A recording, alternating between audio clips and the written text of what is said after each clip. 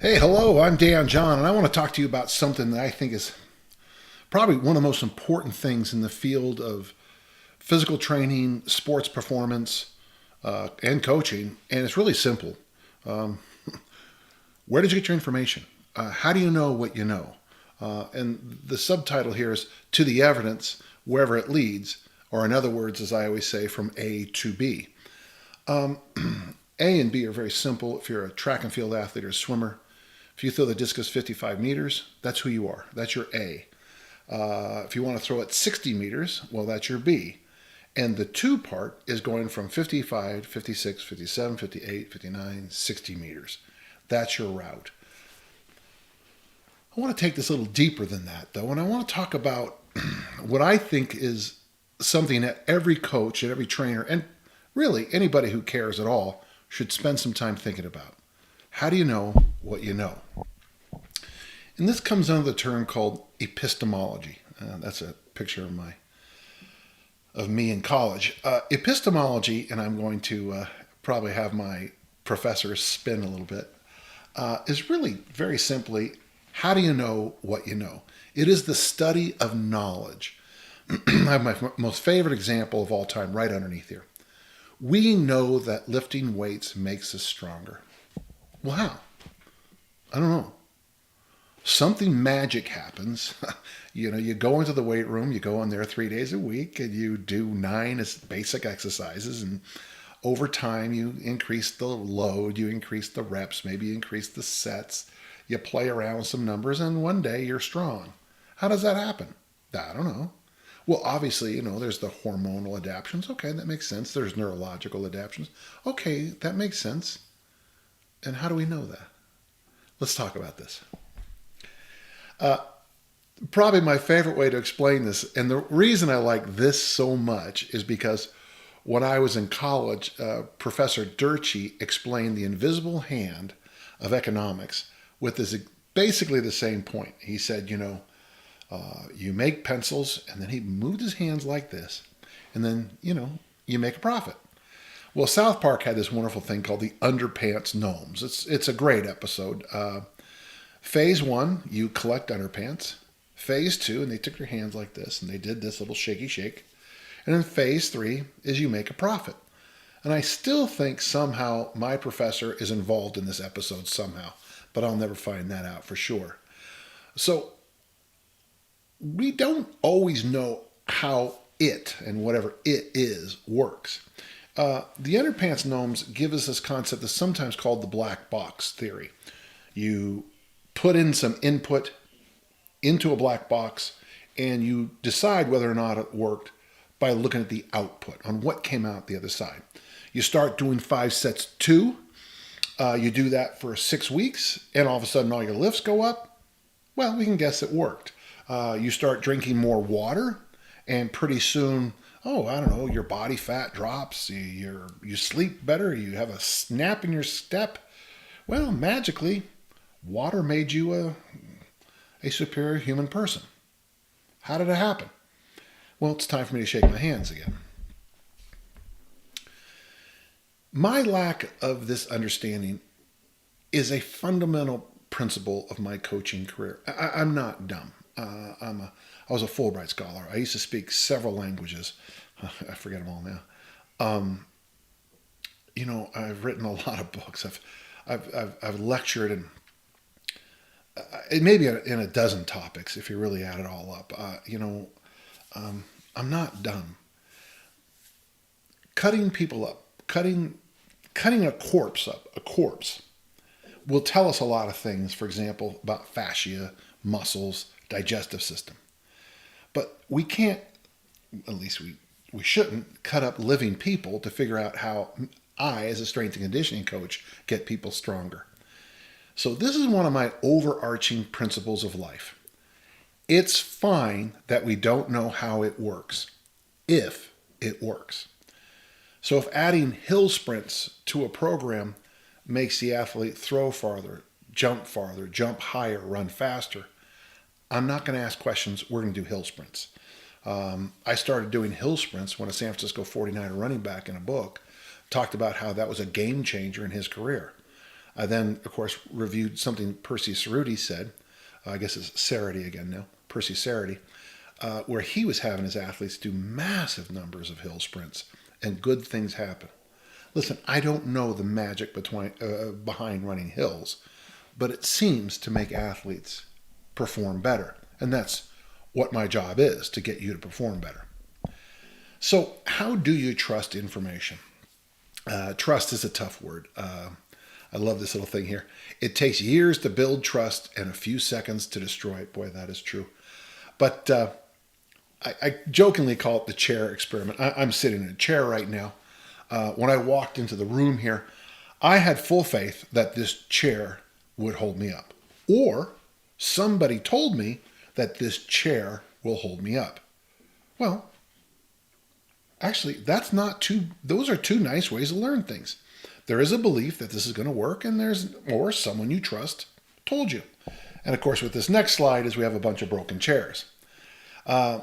You find out very quickly if someone tells you to sit in this chair and they got one of those little joke pack things where you sit on it and it makes a farting noise, well, they might not be the best friends you've ever had. Or if you sit on a chair and it just blows apart, I don't know, maybe that's another sign there's an issue there. So the basics of epistemology, the study of how you know what you know, in our case right now, we're only going to use basically 4 things: authority, deductive logic, something called phenomenology, which, boy, I tell you, I consider this more and more important the farther and farther I get into this. We can also call those intuition and sense experience. And then something I call, and I got to be careful about calling it real science. And I call it real science in my workshops because sometimes good science can get swayed. Lyle McDonald did a really interesting thing. He shared with us a study about these things called blue zones. And one of the things you find out in blue zones is that in all the areas where they have large amounts of people over 100 also have issues with their birth certificates. But they also had an early, well, I don't want to call them welfare frauds, but very often it was, if you're a certain age, you get a pension. And so a lot of people said, well, yeah, I am 65 or whatever. And the truth is they were not. The reason I like this is because the blue zones has become just a standard thing that in the field of fitness and longevity, it's just become a truism. Oh, yeah, if you eat like they do in this place, that place, and this place, you'll live forever. But when you really look at the science behind it, it suddenly vanishes. Let's go to the first one, authority. I've been very lucky in my career. I've had wonderful coaches. In fact, sometimes I feel very bad. I'll be at workshops, and the other presenters will talk about their life story, or they'll talk about who influenced them. And sometimes it's one name. Well, I was very lucky. First off, I had Ralph Maughan as my discus coach at Utah State. I have a picture here with Coach Maughan a long time ago with who's going to become the world record holder, LJ Sylvester. Coach Maughan had a little sign on his desk, "Be reasonable, do it my way." Well, when I showed up, the world record, the American record, the Canadian record, the collegiate records, and a bunch of Olympic medalists had also worn that Utah State jersey. Well, when Coach Maughan talked about the discus throw, you would have been wise to pay attention and take notes. Now, because I was an idiotic teenager, I don't know if I paid attention as well as I should, and I regret that for the rest of my life. But when your coach coached the world record, you might want to lean in, because what you have is an authority. An authority is someone who's been there, done that. And let's go look at another list that I have for you here. The been there, done that insight, I call it. That's me with my coach, Dick Notmeyer. You know, by the time Dick Notmeyer started working with me, I was a 162-pound high school discus thrower. 4 months later, I was a 202-pound college discus thrower. Dick got me to put on 40 pounds in 4 months. And really, what we did was we did the Olympic lifts, and we did them hard, and I ate everything in sight. Well, the reason Dick was able to do that is that he had a long history of working with people who had been there and done it before. All I did was jump on the path that many others had done before. I have up there Tommy Kono. Tommy Kono died not so long ago, but I had a couple opportunities to meet and talk with him. But when you're talking with a guy who's got gold medals in the Olympics and dozens of world records and also Mr. Universe, you might want to lean in when he's talking about mixing bodybuilding with Olympic lifting. Charlie Francis, the great Canadian sprint coach, had an opportunity to listen to him just before he died. And one of the things I came away with was his absolute commitment to excellence in speed work. Now, I know that's obvious because he's a sprint coach, but he was able to hang everything about getting you faster into recovery, nutrition, strength training. He nailed it perfectly. Bud Winters, of course, the great coach at San Jose State in track and field, who also worked fighter pilots in World War II. His San Jose State track team would have beat any track team in the world probably in 68 and 69. The world record holder in the pole vault, the discus, every record from the 50-yard dash up to the 800 meters was a San Jose State guy. When Bud Winters spoke about something, you really should lean in. I have next Rick Bojack, a good friend of mine who died not long ago. Fascinating guy. He was an American football coach.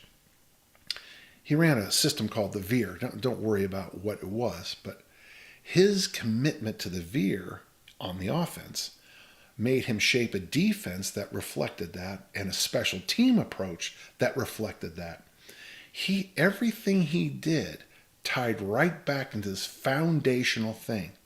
I got to tell you, I've coached against Coach Bojack, and it was difficult to beat him because his overriding vision of things all knitted together perfectly. I include Jim Schmitz. Now, Jim, I competed for the Pacifica Barbell Club with Dick Notmeyer, but our home team was the Sports Palace, and Jim Schmitz was my coach. Well, he coached multi-Olympians. He was our Olympic coach several times. When Jim tells you you ought to try doing this, you need to lean in.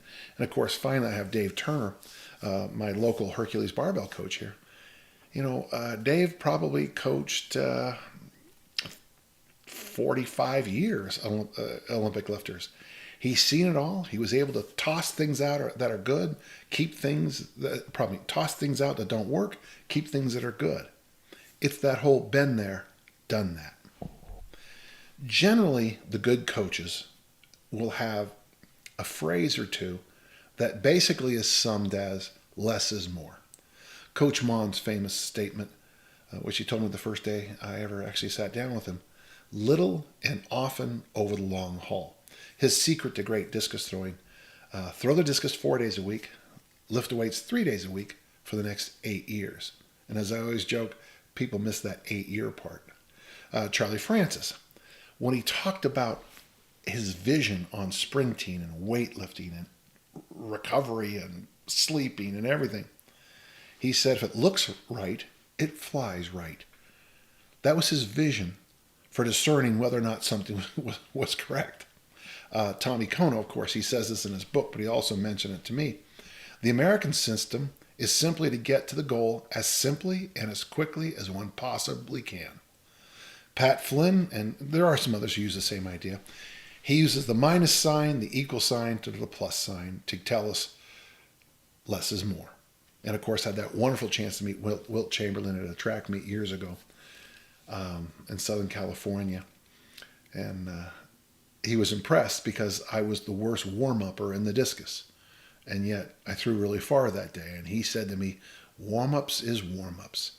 The idea is, if you're a performer, it's when they call your name. That's when you perform. Everything else, is warm-ups. Authorities generally teach us the minimum effective dose to be great. Generally. Coach Mon, 4 days a week, throwing 3 days a week, lifting over 8 years. Is that doable? Is that repeatable? Yes. If you do that and you stick to it, and you do have the genetics and the opportunities, you can be a fabulous track and field athlete. And that's all you need to do. But you can't rush those 8 years. You have to keep coming back. I often tell people, especially on the fat loss side, you are the sum of your habits. You just didn't wake up one day and, oh my gosh, I put on 150 pounds overnight. No, you are the sum of your habits. Some of your habits are very good. Some others are colliding with what you want. So authorities generally teach this is what you need to do, and you better do it well. Now, deductive logic is top down. Now, classically, we say that Sherlock Holmes used deductive logic. Actually, that's not true, and this is my geek side coming out. He actually used abductive reasoning, which is when you gather the facts and then you come to a point. My favorite person doing deductive logic today is my good friend and just a great all-around human being. One of the smartest people in fat loss, Josh Hillis, does this. He does an interesting thing about once a month in his blog. Once a month, he shows us some pretty girl or some guy who's a comic book hero in a movie. And he shows us the picture and he does something interesting. My joke here is, of course, I read it for the information. He shows us the before and afters of these famous people. He tells their story, and I'm joking here, but thankfully in many cases he explains who they are, because very often I am clueless who this famous person is. I don't live under a rock or under a bridge, but it is hard to keep up with who's famous in this day and age. But then he does something interesting. We call this top down or deductive reason. The person this month ate a lot of vegetables. The person this month got 8 to 9 hours of sleep a night. The person this month did squats and lunges. Next month, new picture, new story, veggies, sleep, squats. Next month, new story, veggies, sleep, squats. And all of a sudden one day you have to sit back and go, for fat loss and getting ready for a movie, I'm wondering if it's veggies, sleep, squats. That's top-down reasoning. And I think Josh does a great job with it.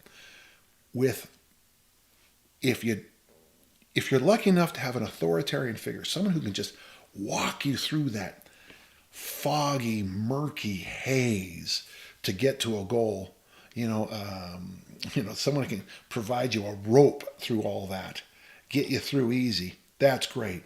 If not, stand back and look at what the people who have achieved your goal and say, okay, they all did these 3 things. They all did these 5 things. Generally it's 3. I'm going to do those 3 and I'll see what's going to happen. Deductive reasoning teaches, in my world, what the best are doing. And I always call this the killer app.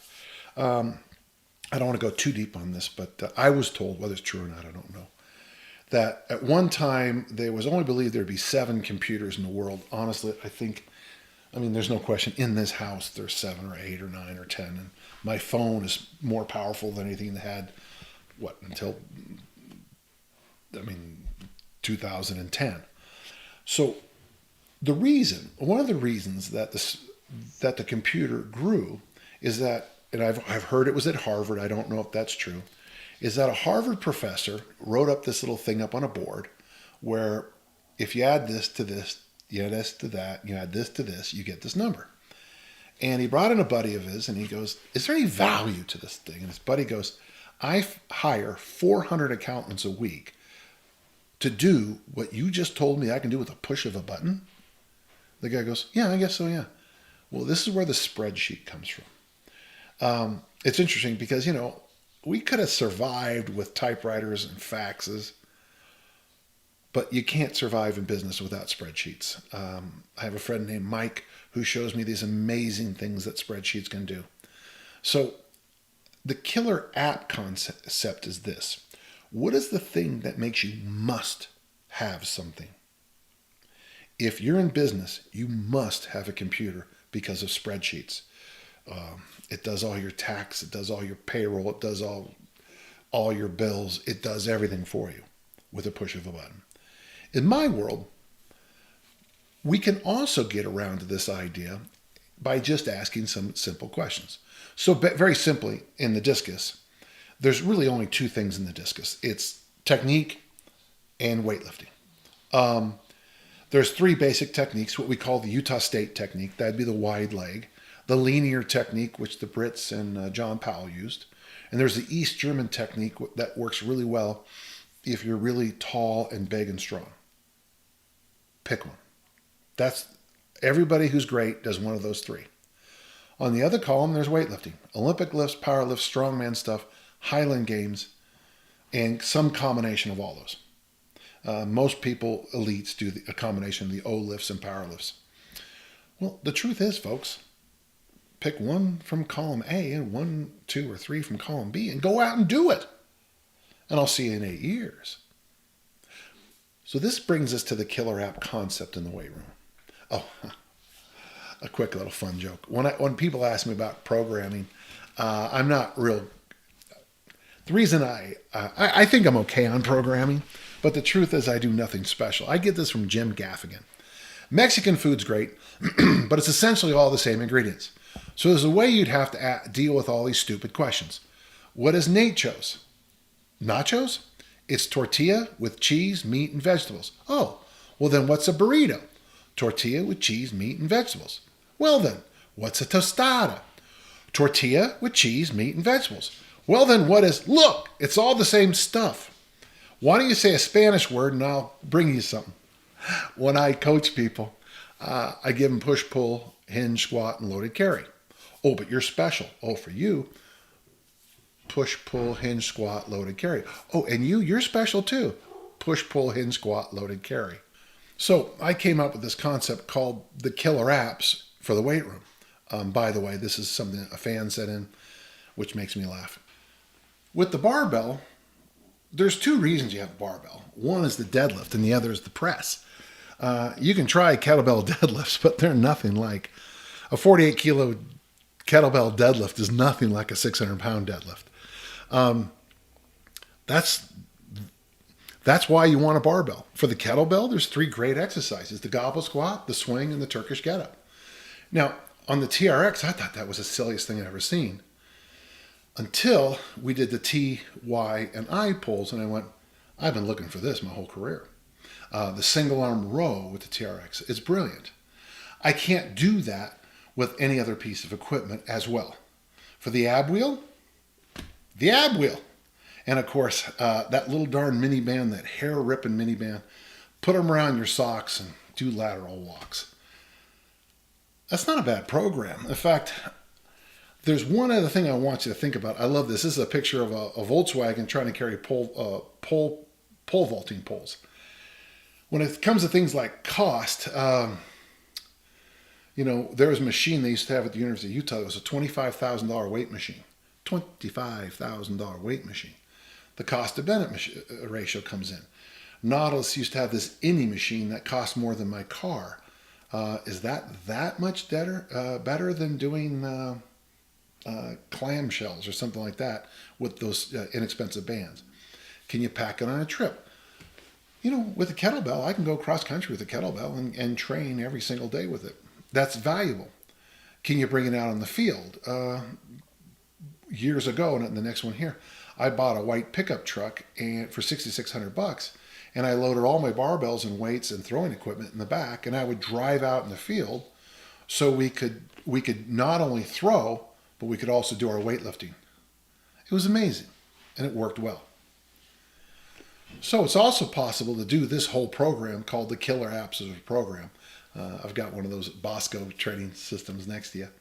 But if you did this workout, press, TRX work, swings or deadlifts, goblet squats, lateral band walks with the waiter walk, ab wheel or Turkish get-ups, that's a pretty good program. Is it perfect? Well, I don't know if there's anything perfect, but pretty good is pretty good. So 80% of what you should do, and let's go through it really quickly, it should come from appropriate, knowledgeable, trusted authorities. The test usually with an authority, do they have a minimum effective dose? When you're sitting in the audience, do you go, Oh, why didn't I do that? That's so much simpler. That's so much easier. That's so much more correct. And then the other part should also come, what are the best doing?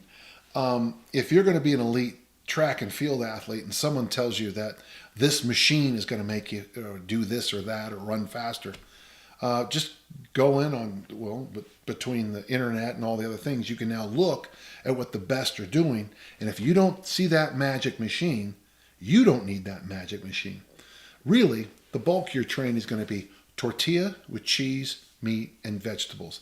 That's the bulk of what you're going to be doing. In other words, push, pull, hinge, squat, loaded, carry. You're going to drink water. You're going to eat protein. You're going to eat vegetables. You're going to sleep. You're going to go for walks. It's pretty simple stuff, folks. You're going to do your sport. But there's more. There is more. I like the term phenomenology more. When I first taught this to my students, I used to talk about experience and intuition. But then the word phenomenology came along in a theology class I was learning, that I was a student in. And it took me a minute or two to understand the concept, but thankfully I had a good friend who helped me through this. Let me just tell you real quickly what phenomenology is. You go to a new town, and there's a well over there. There's a well. Okay, I walk over to the well, and I look down, and I say, okay, folks, it's okay. There's water in there. Well, you walk over and look down, and you say, yeah, there's water. Did you notice there's also rocks at the bottom? And Fred over there walks over. He looks in, he sees the water. He sees the rocks, and he said, did you see the little green frog on top of the rocks? Was any of us wrong? Were any of us wrong? No. But by sharing our experiences, we all learned a little bit more. This is my friend Sarah White. She's in the blindfold. She's 88 years old, and she's a master of make or mark. A couple times a year, we get together, and it sounds like it's going to be this crazy drunk fest, but it's not. And we do tastings. Sometimes we've done bourbons. Sometimes we've done Irish whiskeys. Sometimes we've done scotches. One of my all-time favorites is when we did this thing called Two Buck Chuck, as in the Pinot Noirs, and the $2 bottle of wine won over bottles of wine that went up to $49.95. And what you do is you put a blindfold on and you taste just a sip of several different liquors, and you vote with your hands, or that's usually how we do it. The one you like most you keep close, and you push away. And it comes down to this. Did you like it or not? If you did, go out and buy it. We have found that some of the least expensive bourbons are the best. That Pinot Noir especially is very hard to discern, blind. And the bottles throw you off. Nassim Taleb. Now, I know a lot of people, this book a little overdone in our field of fitness a couple of years ago, but in his book, Anti-Fragile, we have the word resilience in American English. That's how you get stronger under stress. We are built to be dupes for theories, but theories come and go. Experience stays. Explanations change all the time and have changed all the time in history because of casual opacity, invisibility of causes, with people involved in the incremental development of ideas, thinking that they always had a definitive theory. But experience remains constant. That's what I want you to get across here. Your own personal experiences are very important too. So if you decide to do the 10,000 swing challenge and you do it, and you talk to somebody else who just finished a 10,000 swing challenge, you two are going to have a much different conversation than if the two of you are sitting at your keyboards typing away on a forum. The age of the internet warrior seems to get worse and worse by the day. But once you've done a program, once you've finished a program, then you can talk about the program. The explanation from phenomenology came from Paul Northway's mom, Susan. That's Paul. In high school, he weighed 215. He threw the discus 214. But this is a lesson I've learned. This is how you improve programs. The 10,000 swing challenge, I've done that 4 different ways to write one article. We have a program called the Big 21 program where we've had to do it many times and honestly spend time after going, was this a good idea? Was that a good idea? This is too heavy. We got to get smarter here. And then the other thing is, I don't charge anything for my athletes, but they do owe me one thing. After they retire, after a few years later, they owe me a letter. That's it.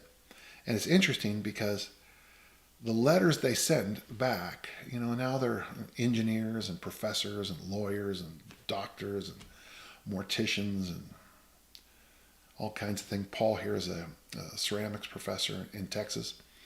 They send back these things, for example, John Richardson famously reminding me they can't all be gems. If you're going to be a great athlete, not every effort is going to be perfect or even good. Sometimes you're going to have bad days. You're going to have bad throws. Bad things are going to happen. Devin Callis sent me this one. Don't get bored with the basics. And I will go to my death reminding people, don't get bored with the basics. 80% of what I do comes from authorities. What people who know what they say to do. 80% of what I do comes from what the best of the best are doing. 10% comes from our experiences, our shared experiences doing things and trying to find a better path. And the last 10% comes from what I call real science, as we talked about, is already a problem. These are not top 40 lists. Those come out about once a year. The top 40 people in the fitness industry, and the person who wrote it always includes themselves. The top 40 articles last year in fitness, and 3 other articles in there. Not someone selling something, that's a tough one. Not based on stone college students adhering to a program. When I'm in Europe, that's the number one complaint they have about American strength and conditioning, is why do we always use 14, 18-year-old freshmen to study strength? I use basically 2 big resources. The Physiology of Strength by Theodor Hettinger. Basically, it was written about when I was born, published in English about 1961. And what they discovered, the calves can increase in strength 6% a week, glutes 4, triceps 3, and biceps 2. And that seems to hold. Men are stronger than women. It almost works in concentric circles. They're 80% strong here. If you squat as a male 500, a female can get up to 400. But as you move farther and farther away, women get weaker. Now, this, for example, is very important for shot putting. So if you're going to work with young female shot putters, you just got to know it's going to take a little bit longer for this to develop. Strength peaks in the late 20s and maintains for a long time. I've discovered that very true in my life, but it does gradually decline. It's easier to train in the summer, and they thought vitamin D, which is not a vitamin but a prohormone, might help that too. And then, of course, the last part of the book, injecting testosterone seems to make everybody train better. Yeah, that might actually tell us what's about to happen in the 60s. The book is wonderful. I cannot recommend it enough. It's hard to find in volume now, but a lot of places you can find it in PDF. And of course, a lot of my other work comes from DeLorme and Watkins, great studies of the World War II injured guys and the polio victims. I'll just slide down to that last part. What they're looking for is muscle hypertrophy and power. And further experience has shown this figure to be too high, and that in most cases, a total of 20 to 30 total repetitions, 3 sets of 8, 5 sets of 5, is far more satisfactory. Fewer repetitions permit exercise with heavier loads, thereby yielding greater and more rapid muscle hypertrophy. No one will ever match the sheer volume of participants that DeLorme and Watkins used. It would take, these guys are not respected enough. When you use the word reps or sets, you're using DeLorme and Watkins terms. And I've checked that a number of times with Terry Todd and Bill Hinburn to make sure I got that right, and I did. These guys invented what we call modern weightlifting. So what do I do with all this? So 2 things, Edwin Moses. First, look for the fastest, simplest way to get to your goal. In other words, find someone who's done it, either ask them or read about what they did, and do that. If you're going to walk the Appalachian Trail, talk to somebody who's done it, and basically do what they did. Don't try to invent it without doing it yourself. Second, find out what the best and brightest are doing in your field, and then do what they do. It's that simple. Don't go online. The thing that drives me crazy, in fact, I'm thinking of a book right now. A guy wrote a book. Actually, this person wrote 2 books about things, and they didn't succeed in doing either of the 2 things, but wrote books about it. Don't buy the book for the guy who thinks you should do it this way. Buy the book from the guy who did it. The other 20% is important, and that would be phenomenology and science. This is the hardest thing I'm going to ever say. Whenever you start a program, you got to finish it as written. And then I always joke, and then make it perfect. When you're using science and you're using research, I always use this little phrase: trust mom and grandma first. Watch out for fads. And of course, the funny line here is, don't try to be stupid. It's okay to be stupid. Just don't go out of your way to be more stupid. My other field is religion, and religion literally means connecting the links. Most of what I teach people is just me handing on what I've been told. I am linking back to Coach Ma and Dick Notmeyer, and they're linking back to the people who helped them. These are 3 simple things, but I strengthen what is weak, I stretch what is stiff, and I'm always striving for mastery and grace in our programs. There's nothing new under the sun there. That's been around since the great USC track programs of the 1930s. There's nothing new under the sun. But let's talk about one more thing. In education, there are 2 sides, systematic and systemic. Systematic is what you're most familiar with. You learned how to count. Then you learned how to add. Then you learned how to subtract, multiply, divide. Then you moved into algebra, geometry.